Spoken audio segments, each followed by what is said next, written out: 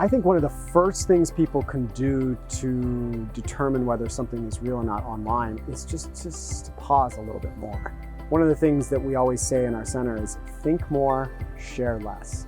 I know it's very tempting to just want to share right away or like and then move on to the next piece of news, but that feeds those algorithms, it feeds our social network, and if it's not good information, it affects not just us, but it affects our social network, and then that comes back and feeds our own individual selves. So I think the things that we want all of us to look out for is to be careful of emotional kinds of headlines. If something creates some sort of emotional response, that's something to especially pause on. It doesn't mean that the information is necessarily untrue.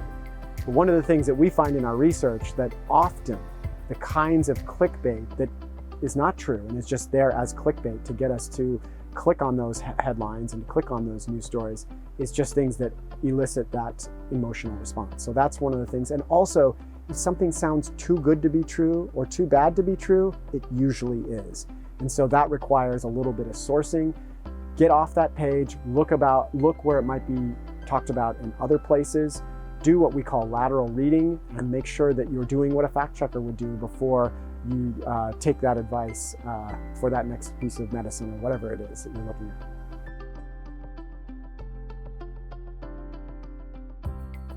at. These things affect our health, and that's why it's important. It also affects our perceptions of reality. It affects policy.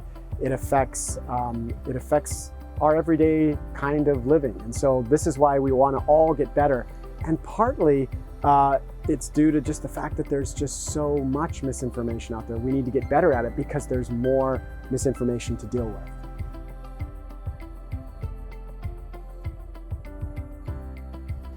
The thing that I hope everyone takes from that last session is just that we're all a part of the solution. We have a big challenge ahead of us right now. I see it as one of the grand challenges in society and affects all the other grand challenges that we have, whether it's population health or environmental health or economic health.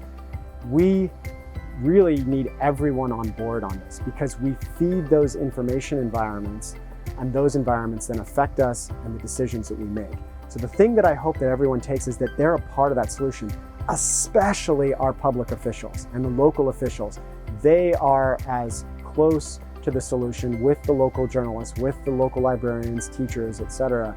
We have to be doing this together. There's no magic pill, there's no magic technology, there's no magic legislation that's going to fix this. It requires us all to be devoted to this issue of cleaning up our information environments as much as we can and to become better information consumers. No matter where we are on the political spectrum, no matter whether we live in a rural area or an urban area, we all have to be a part of this solution if we want to live in a healthy, functioning democracy.